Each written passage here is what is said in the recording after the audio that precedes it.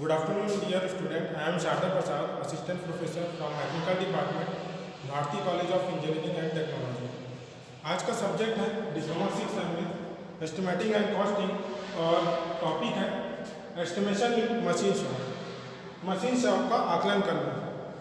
Machine shop generally हम lathe machine में use करते हैं। पहले क्या होता है हमको पहले पता करना चाहिए कि मशीन शॉप एक्चुअली हम मशीन शॉप लेथ मशीन में करते हैं, डिफरेंट टाइप के प्रोसेस यूज़ करते हैं, जैसे कि turning, taper turning, facing, undercutting, chamfering, knurling, threading, tapping, drilling, boring, reaming, counter boring, shaping etcetera. Different type के हम प्रोसेस ऑपरेशन इन्वॉल्व करते हैं। इन ऑपरेशन को इन्वॉल्व करने के लिए टूल लगता है, ठीक है, टाइम लगता है और मटेरियल लगता है। तो ये सब करने तक यानी यदि किसी मटेरियल यदि हमको कोई जॉब बनाना है तो जॉब बनाने से स्टार्टिंग यानी उसका cost, material cost, finishing cost, labour cost, maintenance cost, जो भी जितने टाइप के कॉस्ट को पूरा इंक्लूड करके लास्ट में जो आता है उसको कैलकुलेट किया जाता है और उससे पता चलता है, एस्टिमेट लगाते हैं कि वो जॉब बनाने में, मशीनिंग करने में कितना खर्चा आ रहा है। तो एस्टिमेट करते हैं टोटल। अब करने के बाद एक जगह पड़ती है उनको मशीनिंग टाइम। मशीनिंग टाइमिंग यानी machine time is that is consume on the processing of raw material for its conversion to the finish product. यानी कोई जॉब आप लेते हैं, किसी जॉब को आपको कंप्लीट करना है तो उस जॉब को कंप्लीट करने में जितना टाइम लगता है उसको बोलते हैं मशीनिंग टाइमिंग। यानी आप कोई जॉब है, सपोज ये हमारे पास लेथ मशीन में एक जॉब है, इस जॉब को हमको कंप्लीट करना है तो जॉब को कंप्लीट करना है यानी लास्ट उसको फिनिश प्रोडक्ट बनाने तक जितना भी टाइम लगेगा वो आपका क्या कहलाएगा, मशीन टाइमिंग कहलाएगा। मशीन टाइमिंग में आप rate of machining, cost per unit यानी एक जॉब को कॉस्ट बनाने का कितना टाइम लग रहा है, टोटल यानी मशीनिंग कॉस्ट यानी आप यदि 10 जॉब बना रहे हैं तो टोटल 10 जॉब बनाने में कितना टाइम लग रहा है, ये सब आप निकाल सकते हैं। इसके अलावा ये एक्चुअल मशीनिंग टाइम पे डिपेंड करता है और अलाउंसेस भी करता है। अलाउंसेस मतलब अब मशीन टाइमिंग का मतलब ये नहीं है कि जैसे अब मशीन टाइमिंग है, अब जॉब बनाने के लिए हम रॉ मटेरियल यूज़ कर लिए, टूल यूज़ कर लिए। अब लेबर जब काम करना चालू करेगा तो उसमें क्या होती है, कुछ अलाउंसेस छूट कर देते हैं। सपोज वो जॉब सेटिंग, जॉब फिटिंग में टाइम लग रहा होगा तो उसको क्या करते हैं, अलाउंसेस को हम छूट कर देते हैं।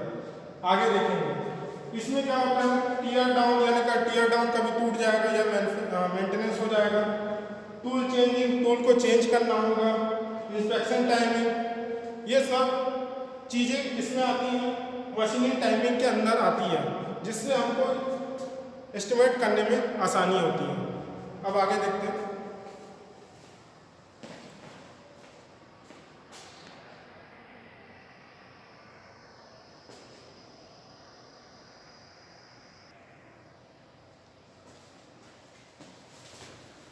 अब आगे देखते हैं cutting speed.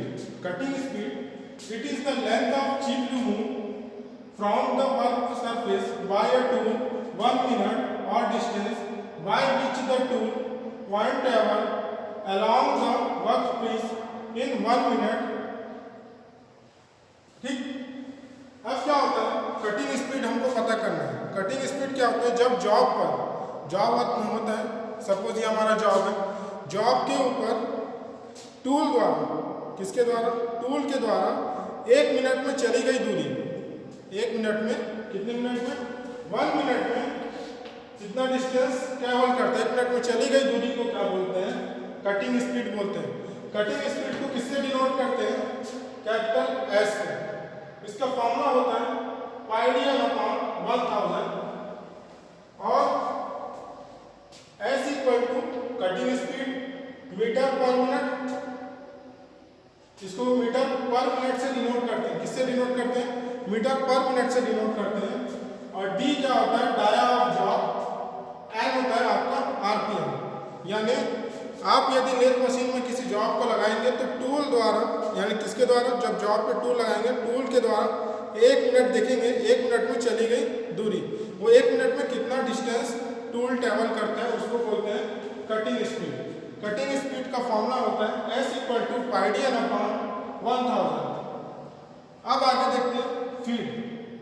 Feed is the distance that the tool or the work travels in each revolution for work or tool.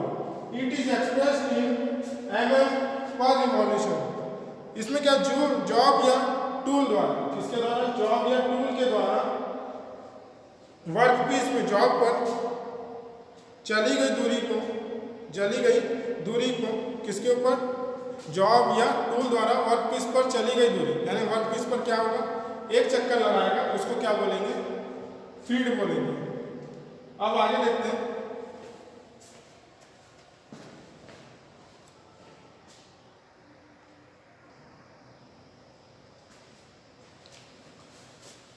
हम देख रहे थे फीड में क्या होता है, feed is the distance of the tool or the traverse in each revolution work of the tool. It is expressed in mm per revolution. किसमें denote करते हैं, mm पर रिवॉल्यूशन। यानी ये हमारा डायग्राम है, जॉब है, जॉब को हमने यहाँ पे टूल किया है, टूल को रोटेट करें, कटिंग स्पीड कितना हमारा s है और ये हमारा जॉब है।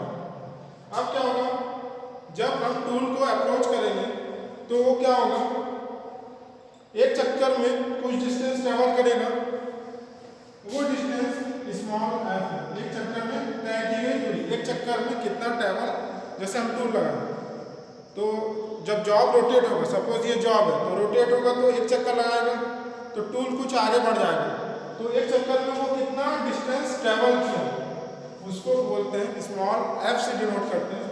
किसको डिनोट करते हैं, फीट को स्मॉल f से डिनोट करते हैं। और इसका इट इज एक्सप्रेस इन कितना है, इसको एक्सप्रेस mm पर रिवॉल्यूशन से दिखाते हैं। अब आते हैं आगे, डेप्थ ऑफ कट।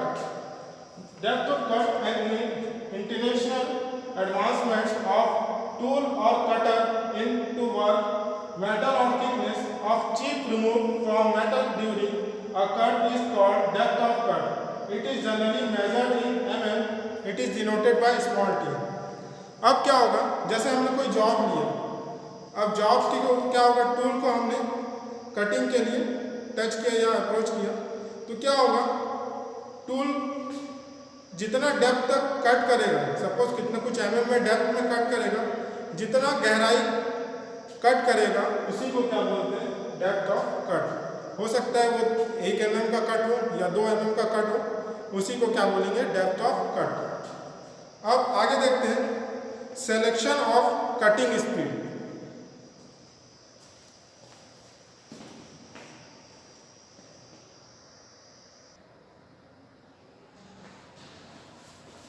अब आगे देखते हैं selection of cutting speed. Selection of cutting speed में सबसे पहले होता है hardness of material to be machine. Hardness of material में क्या होता है, जब कटिंग स्पीड आपका देखो क्या होता है, जब कटिंग स्पीड हाई होगी यानी मटेरियल हाई होगा, और यदि कटिंग स्पीड हाई होगी तो हमको दिक्कत आएगी, क्योंकि मटेरियल को उतना जल्दी वो क्या होगा, रिमूव नहीं कर पाएगा। तो क्या करते हैं हम लोग, कटिंग स्पीड को क्या कर देते हैं, कम कर देते हैं।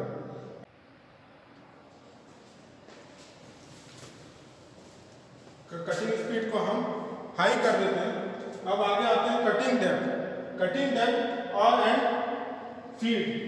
कटिंग डेप्थ में क्या करते हैं, जैसे हमारे पास कोई जॉब है, सपोज ये हमारे पास जॉब है, तो उसमें ये देखते हैं कि वो कटिंग जॉब कर रहे हैं तो डेप्थ कितना कट तक कर रहे हैं, क्योंकि अलग अलग मटेरियल के लिए अलग कोई जॉब हम यूज़ कर रहे हैं तो उसके लिए क्या होगा, जो टूल यूज़ कर रहे हैं तो टूल कितना आपको वो उस मटेरियल के लिए डेप्थ कर रहा है और कितना कट करके, कितना mm कट करके बाहर निकाल रहे हैं। उसी तरीके से फीड भी चेक करते हैं कि वो एक रिवॉल्यूशन, एक चक्कर कितना डिस्टेंस ट्रैवल कर रहा है वो टूल। अब आते हैं सरफेस फिनिश। सरफेस फिनिश में क्या होता है, यदि हम कोई मटेरियल यूज़ कर रहे हैं तो उसका या जॉब यूज़ कर रहे हैं तो उसमें सरफेस फिनिश कैसा होगा, वो रिक्वायरमेंट होती है। और लास्ट आते हैं cutting of fluid. Cutting of fluid में क्या होता है, जब हम कोई मटेरियल यूज़ करेंगे तो उसको कूलेंट की ज़रूरत पड़ती है, क्योंकि यदि हम टूल यूज़ कर रहे हैं तो क्या होगा, वियर होने चालू होगा क्योंकि अधिक गर्म होगा, तो उसके लिए हमको क्या करते हैं, कटिंग फ्लूइड की ज़रूरत पड़ती है। अब आगे आते हैं, दो टाइप का होता है, टूल अप्रोच और tool over table. Tool approach का मतलब होता है जब हम टर्निंग करते हैं, टर्निंग करना मतलब सरफेस को ऊपर से करते हैं। दो टाइप का होता है, टर्निंग और फेसिंग। फेसिंग में क्या होता है, हमारा जॉब का लेंथ कम होता है, टर्निंग में क्या होता है, डाया कम होता है। अब क्या होता है, हम टर्निंग कर रहे हैं किसी जॉब के ऊपर, तो जैसे हमको टर्निंग यहाँ से करना है तो टर्निंग इधर से करेंगे, तो टूल अप्रोच को क्या होता है, जॉब के थोड़े पहले से लगाते हैं, थोड़ा सा आगे से लगाएंगे और उसके बाद हम अपना टर्निंग प्रोसेस करेंगे टूल को।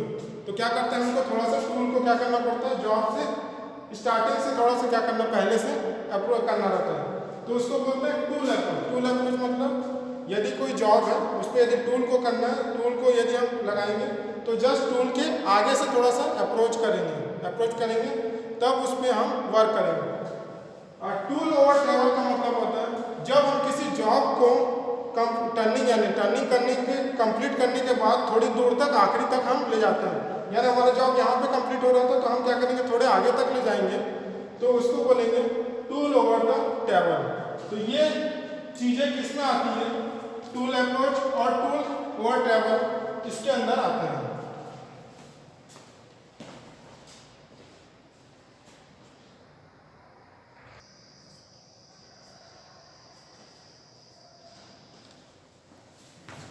अब आगे चलते हैं, न्यूमेरिकल के लिए आपको बहुत सारे फॉर्मूले की जरूरत पड़ेगी अलग अलग ऑपरेशन के लिए। तो सबसे पहले हम नर्लिंग का देखेंगे। नर्लिंग के लिए टाइम रिक्वायर्ड निकालेंगे। टाइम रिक्वायर्ड का फॉर्मूला होता है L/F/N। तो वेयर क्या होता है, L क्या होता है, लेंथ ऑफ नट, F आपका होगा फीट mm पर रिवॉल्यूशन और N होता है RPM ऑफ जॉब। वैसे फेसिंग में आएंगे, फेसिंग में टाइम रिक्वायर्ड निकालेंगे तो टाइम का फॉर्मूला है L/F/N। L क्या है, moment of tool for facing, तो उसको निकालते हैं L=d/2 फॉर्मूले से। F आपका फीट होगा mm पर रिवॉल्यूशन और N होगा RPM ऑफ जॉब। वैसे ड्रिलिंग का निकालेंगे, टाइम रिक्वायर्ड होता है depth of hole to be reduce feed पर रिवॉल्यूशन इनटू RPM। ये किसका होगा, ड्रिलिंग का। अब ड्रिलिंग के बाद आएंगे हम बोरिंग में। बोरिंग में होता है capital T equal to length of to be bored feed divide by feed revolution into RPM। अब आएंगे reaming, depth of hole to be ream divide by feed पर रिवॉल्यूशन इनटू RPM। तो ये सब फॉर्मूले 5 है, इसके आगे हम 5 फॉर्मूले और देखेंगे।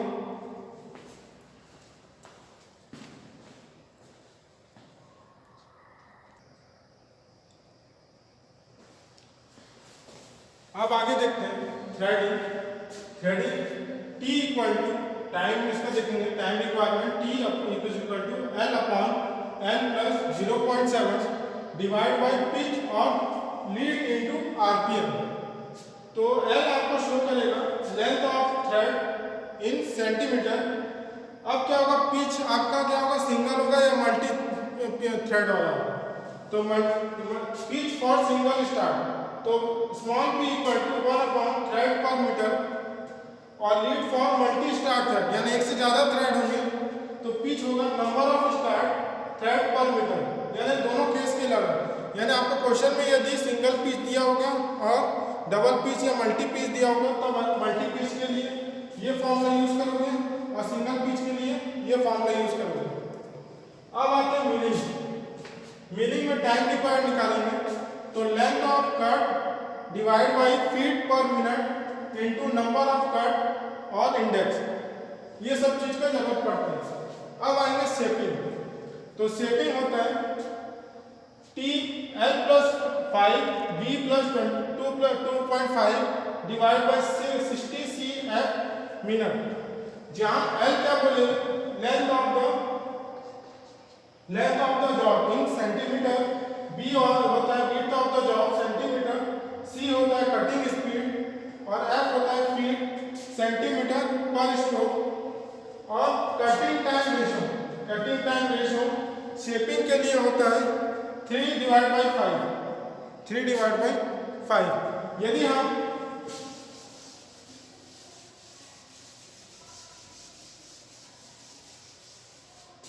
प्लेनिंग के लिए आते हैं।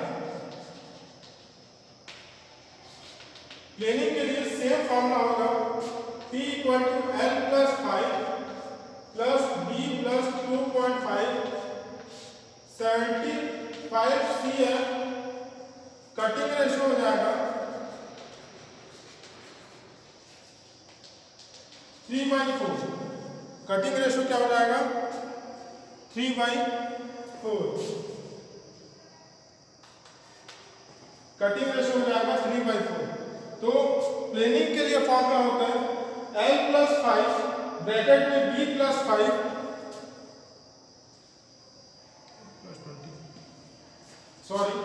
ये होगा L plus 25 plus B plus 5। देखिएगा L plus 25 B plus 5 75 CF, cutting speed होगा 3/4।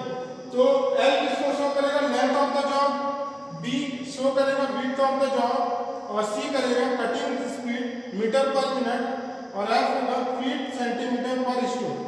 बस डिफरेंस कितना है, यहाँ 5 है तो यहाँ पे कितना है 25 है, और यदि 5 है 2.5 है तो यहाँ पे 5 है, और वो होगा 60 होगा तो यहाँ पे 75, और उसके लिए 3/5 है शेपिंग में, तो प्लेनिंग के लिए कटिंग रेशो है 3/4। तो ये सब फॉर्मूले हमको याद रखने हैं किसके लिए, कोई आगे न्यूमेरिकल के लिए।